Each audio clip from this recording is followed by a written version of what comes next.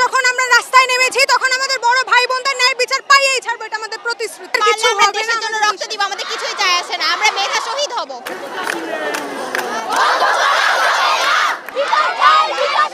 রাজধানীর আজিমপুরে এই মুহূর্তে শিক্ষার্থীদের সাথে অভিভাবকরাও কিন্তু এসে যুক্ত হয়েছেন। আমরা যেমনটি দেখতে পেয়েছি যে এখানে বিভিন্ন কলেজ এবং স্কুলের শিক্ষার্থীরা, আমরা ক্লাস 6, 7 এবং 8, 9 পর্যন্ত শিক্ষার্থীদেরও কিন্তু এখানে আন্দোলনে অংশগ্রহণ করতে দেখেছি। আপনি ক্লাস 10-এ পড়েন কিন্তু আপনি সড়কে বেরিয়ে এসেছেন, আপনার নিরাপত্তা কে দিচ্ছে এখানে? আমার ভাই বোনেরাই আমাদের নিরাপত্তা, ভাই বোনেরা এখানে উপস্থিত আছেন, তারা থাকলে আমাদের কিছু হবে না, দেশের জন্য রক্ত দিব, আমাদের কিছুই যায় আসে না, আমরা মেধা শহীদ হব। একবার যখন আমরা রাস্তায় নেমেছি তখন আমাদের বড় ভাই বোনদের ন্যায় বিচার পাইয়েই ছাড়বো, এটা আমাদের প্রতিশ্রুতি। কি আপনাদের হাতে এটা কি? বেলুনি। এগুলো অন্তত আমাদের তো আত্মরক্ষা করা লাগবে। আমাদের কাছে তো অস্ত্র নাই, অন্যান্য মানুষের কাছে অস্ত্র আছে, তারা আমাদের উপর ঝাঁপাই যে তোমাদের যা কিছু আছে তোমরা তাই নিয়ে চলে আসবে। এগুলো আদর্শকে অনুসরণ করি। আমরা যেন এখন বাসায় যাই উইদিন 10 মিনিট, আমাদের টিচাররা কেন আমাদেরকে এভাবে বলবে? উনাদের সন্তানরা আজকে মারা গেলে উনাদের যখন সাসপেন্ড করে তখন তো আমরাই রাস্তায় নামি, উনাদের সাসপেন্ড করলে উনারা রাস্তায় নামায়। আমার ভাই মারলে আমি রাস্তায় নামতে পারি না, পুলিশ ঠান্ডা মাথায় খুন করে, এরপরেও কেন আমরা নামতে পারবো না? আপনি যে এখানে এসেছেন আপনার নিরাপত্তা কে দিবে? আমাদের দেশে বিধানে লেখা আছে, গণতন্ত্রের বিধানে লেখা আছে আমাদের নিরাপত্তা বাহিনী আমাদেরকে নিরাপত্তা দিবে। ওনাদেরকে রাখা হয়েছে সাধারণ মানুষের নিরাপত্তা নিশ্চিত করার জন্য, কিন্তু ওনারা আমাদেরকে উল্টা গুলি করছে, গুলি করে আমার ভাইকে মারছে। এই রক্তের প্রতিশোধ আমরা কিভাবে নিব আপনারা বলেন? শিক্ষকরা কেন হুমকি দিচ্ছে, কি বলতে চাচ্ছে? টিচাররা এখন এটাই চায় যে আমরা জানো খুবই অল্প টাইমের ভিতর বাসায় যাই। আমার প্যারেন্টসকে ফোন দিয়ে বলছে আপনার মেয়ে কেন রাস্তায় থাকবে, আপনার মেয়েকে বাসায় যেতে বলে। আমাদের বাংলায় যেন কোনো বৈষম্য না হয়, আমরা সকলে আমাদের ভাষা শহীদদের ভাইদের রক্ত দিয়ে আমাদের বাংলা আমরা জয় করেছিলাম।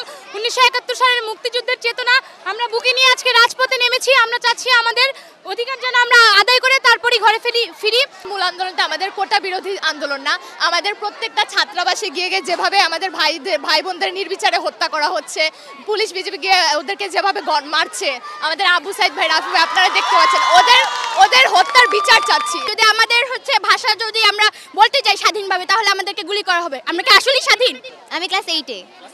জি, প্রথমে কিন্তু এত স্টুডেন্ট কিন্তু রাস্তায় নেমে আসে না যখন আমাদের ভাইরা কোটার আন্দোলন করতেছিল, কিন্তু তাদের সাথে যে বিরূপ ব্যবহারটা করা হয়েছে, তারা তাদের ন্যায্য দাবি যখন চাচ্ছিল, কেন তাদের ওপর আক্রমণ করা হবে? তারা তো কোনো আক্রমণাত্মক কোনো আচরণ করে নাই। আমাদের স্টুডেন্ট জুনিয়রদের একজনকে যদি টিসি দেওয়া হয় এটার ফল ভালো হবে না। কোন স্কুলের স্টুডেন্টকে যদি টিসি দেওয়া হয় এটার ফল টিসির হুমকিটা মূলত কে দিচ্ছে? স্কুলের শিক্ষকরা দিচ্ছে। এখানে নামলে আমাদেরকে বহিষ্কার করে দেবে, আমাদেরকে কলেজে রাখবে না, ঠিক আছে, আমাদেরকে বহিষ্কার করে দেবে। কিন্তু আমরা আজকে ম্যাডামদেরকে আমরা পুরো বলে দিয়ে আসছি যে আমরা কলেজে থাকবো না, দরকার হলে আমরা ক্লাস করবো না, কিন্তু আমরা প্রতিবাদ করবো।